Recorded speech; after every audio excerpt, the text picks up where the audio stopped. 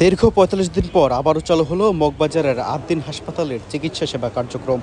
গতকাল ২৭ জুলাই হাসপাতালের লাইসেন্স বাতিলের আদেশ প্রত্যাহারের পর আজ সকাল ৮টা থেকে চালু হয়েছে এই চিকিৎসা সেবার কাজ।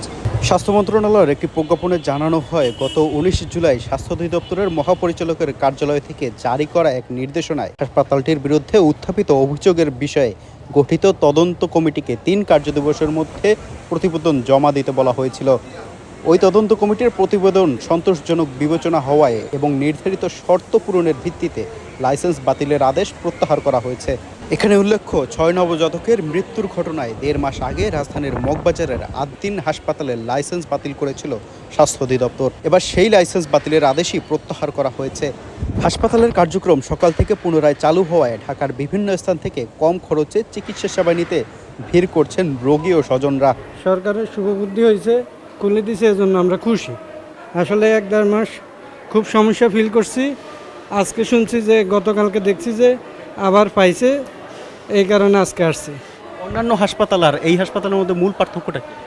এখানে আমরা আসলে বিশ্বাস করি যে এখানে আমরা মোটামুটি অল্প টাকায় একটু ভালো ট্রিটমেন্ট পাই, এটা আমাদের বিশ্বাস, এই কারণে আসি আর কি। এখানে আপনার খরচও কম, সব দিকে দিয়েও ভালো, ট্রিটমেন্ট উন্নত, বুঝছেন।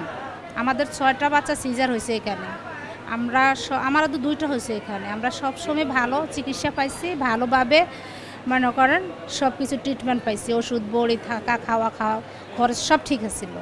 হাসপাতালে কর্মরত কয়েকজন জানান, সকাল থেকে দুপুর পর্যন্ত অন্তত ৩৫০ এর বেশি রোগী সেবা নিতে এসেছেন। সকাল থেকে কাজ করা এক রিসেপশনিস্ট জানান, অনেকেই এখনও হাসপাতাল খোলার নিউজ না পাওয়ায় ভিড় কিছুটা কম। স্বাভাবিক সময় এর চেয়ে অনেক বেশি রোগীর চাপ থাকে। সকাল থেকে আমাদের এখানে ভালোই পেশেন্ট হয়েছে।